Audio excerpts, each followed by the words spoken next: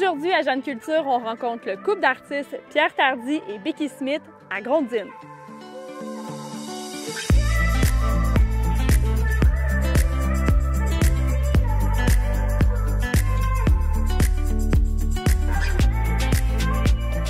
Pierre Tardy, merci de nous accueillir dans ton atelier à Grondines. Bienvenue. Tu es lettreur, c'est incroyable comme métier. On est entouré de belles lettres faites à la main. Toutes faites à la main, toutes faites à la main au pinceau, la méthode traditionnelle. C'est ça, c'est un métier en voie de disparition, un des derniers au Québec. Ouais, on peut quasiment dire que c'est pratiquement disparu à l'heure actuelle. C'est un métier qui était extrêmement courant avant l'avènement des ordinateurs dans le domaine à la fin des années 80-90. Mais anciennement, c'était un métier qui s'apprenait. Il y avait des écoles de lettrage. Il y avait des écoles, ah oui, Ça prenait beaucoup de lettreurs pour suffire à la demande, là, des enseignes, des vitrines, des lettrages de véhicules. Puis toi, tu as commencé comment, ce métier-là? J'ai commencé par passion. Moi, j'ai pogné la piqûre quand j'étais petit bonhomme.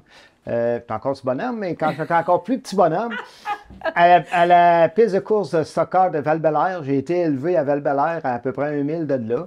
Puis à tous les samedis soirs ou les dimanches après-midi qu'il y avait des courses, quand j'étais jeune, 10, 12, 13 ans, j'allais à la piste de course, puis les lettrages sur les voitures de course avec les commanditaires, les numéros, ça m'impressionnait. Ça m'a toujours impressionné. Ça m'a toujours attiré. OK. Donc ça, tu t'es dit, wow, je veux faire ça comme métier. Puis alors, quand tu commençais, ça devait être pas un métier très courant non plus. Là. Ben non, ben moi, écoute, quand on parle de ma jeunesse, je revenais chez nous, puis j'étais tout excité, fait que je reproduisais le lettrage sur mes stock cars, sur mes petites autos Hot Wheels, puis j'aimais ça.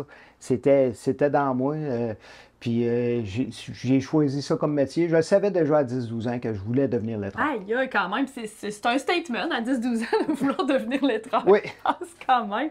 Puis là, toi, à ton époque, les écoles de lettrage n'existaient plus? Ou ça n'existait plus. T'as pas l'air si vieux que ça. Je sais pas ton âge, mais t'as pas l'air si vieux. J'ai 53 ans. J'ai parti à mon compte à 18 ans, en 1988.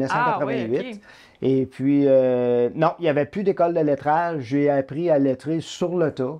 En faisant des contacts avec des lettreurs, parce que dans les années 80, il y avait encore beaucoup de lettreurs. Juste à Val-Bélair, je pense qu'il y avait 4 ou 5 lettreurs dans ce temps-là. Ben voyons donc. Ça fait que c'était un métier qui était très courant. Fait que toutes les affiches qu'on voyait dans ce temps-là, les lettrages de véhicules, c'était fait à la main. Fait que j'avais beaucoup d'exemples. Puis est-ce que là, toi, tu montres à quelqu'un d'autre? Parce que là, si on s'entend que tu es le seul lettreur qui reste au Québec en ce moment, c'est un peu stressant. Faut pas que tu te casses une jambe. Là. Je veux dire, là, après ça, il n'y en a plus. Qu'est-ce qui se passe? Ben, moi, je suis bien assuré pour moi. Ah, parfait!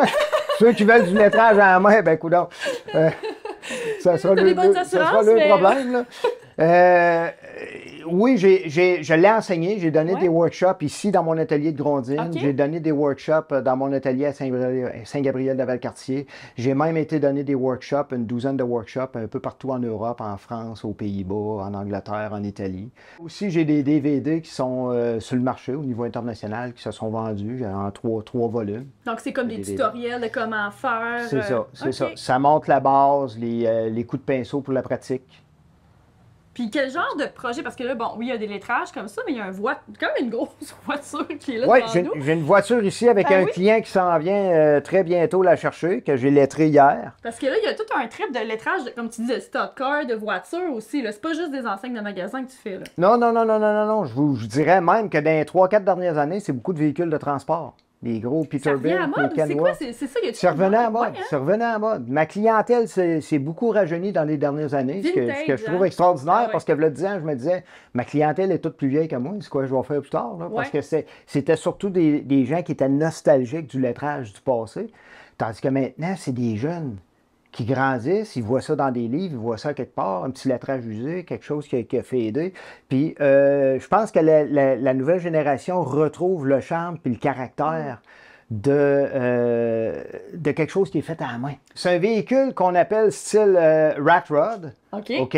C'est des gens qui montent ça avec des pièces d'un peu n'importe quel véhicule, ils raboutent ça ensemble. En réalité, un rat rod, ça remémore l'histoire des hot rods des années 50. Quand les gens n'avaient pas d'argent pour avoir une voiture plus récente, ils se montaient des voitures avec des morceaux, avec des cours à scrap. Puis, vu que la peinture est déjà comme tout usée, ben moi, je reproduis le lettrage comme s'il aurait été là quand la voiture est venue au monde, là, il y a 50 ans. C'est ça, parce que tantôt, quand je suis arrivée pour l'entrevue, j'ai dit, coudonc, ça, c'est un véhicule de mine. Eh ben, ça m'a vraiment... J'y ai cru, ça marche vraiment. Il m'avait fait ce petit dessin-là pour la porte. OK, ouais. Moi, j'écoute le client, mais ça ne veut pas dire que je fais ce qu'il veut. J'aime ça. Ben, j'écoute le client. Je l'avais compris qu'il faut que tu le laisses aller. Puis, tu sais, c'est dans la province au Québec. J'étais à Moncton là, cette année, on entendait parler de Pierre. Fait que Pierre, il est reconnu partout. Puis, on me dit toute la même chose, laisse-la aller. Il connaît sa job.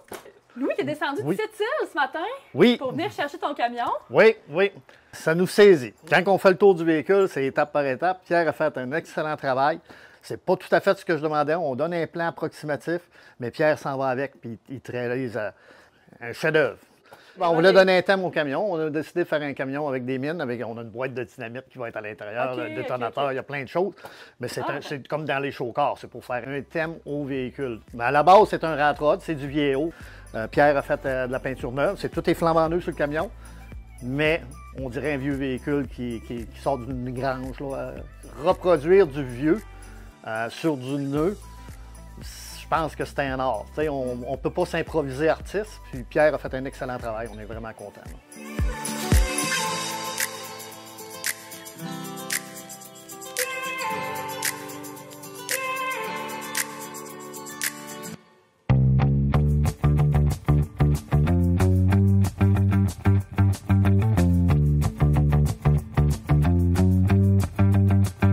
Mercereau, meunier et charpentier, bâtit vraisemblablement le moulin à vent de Grondines en 1674. La seigneurie de Grondines appartient alors aux Augustines de l'Hôtel-Dieu de Québec.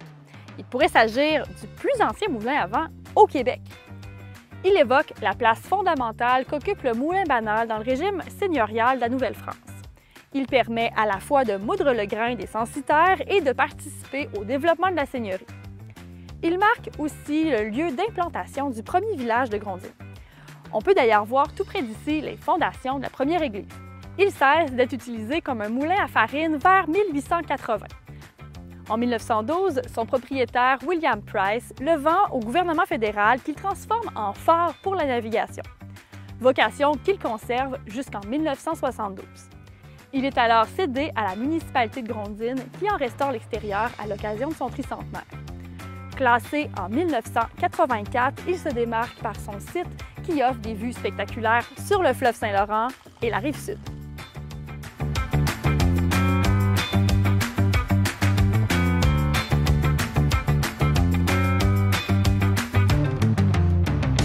Becky Smith est une artiste en art visuel. Merci de nous accueillir chez toi, Grondines, aujourd'hui, dans ton magnifique atelier. Et là, tu viens d'arriver d'Angleterre il n'y a pas si longtemps, tu apprends le français, alors je vais faire ma première entrevue à Jeune Culture en anglais. Ah oui? Hi! Hello! Hello! Bonjour! And my first question, I'm so curious to know how an artist like you from England arrived in this small village of Grondines. Ah, okay. Well, it's a fairly interesting story. I met my partner, Pierre, who is from Quebec. He's Québécois. And he was actually giving a workshop in England, and I met him through a mutual friend of ours, and he was a sign painter like my partner, and Pierre was actually giving a workshop, and that's how I met him. It was through this mutual friend. Pierre and I got talking, and we just really hit it off, so I decided to come out to Quebec. And I just loved it, and I kind of never left. So I stayed here, and then I kind of never left. I never left, and I loved it. The winters were very hard. I will admit that. And then we decided to move to Grondines. We found this place, and we absolutely love Grondines. It's just a beautiful, beautiful place, and we're very happy here.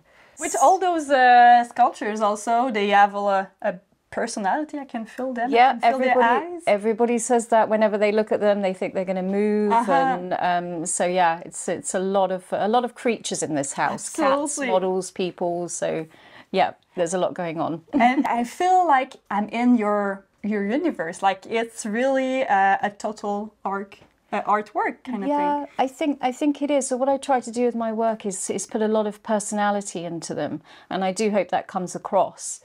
And it is a kind of, whenever you're creating artwork like this where they have personalities, you are creating a whole world for them.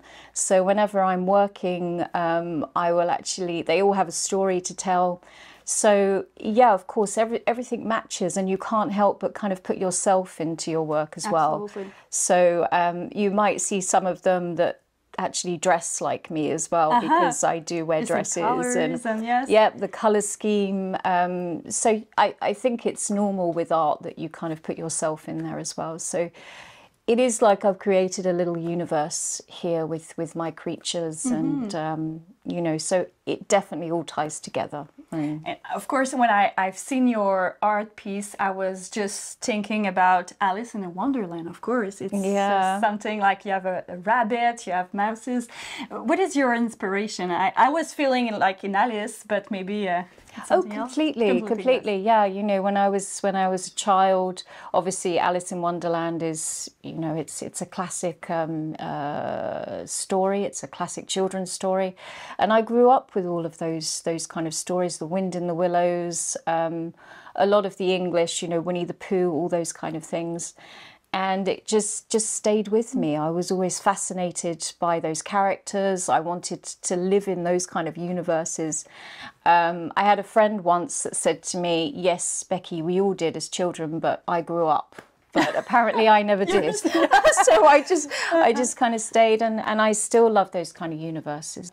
Especially me, I like to be able to live in that kind of world. You know, things outside are not always perfect, but you can make them perfect in your own universe. And I guess that's what I try to do. It's awful, isn't it? It's like saying, you know, you're going to shut yourself away from the world and just make your own universe. I mean, this is art. This is what is the point about making art if it's not that? I mean, the storytelling of your character are really interesting, because when I'm looking at the eyes and the position of your different sculpture, I can maybe imagine what they are thinking or what they are about to do, something like that.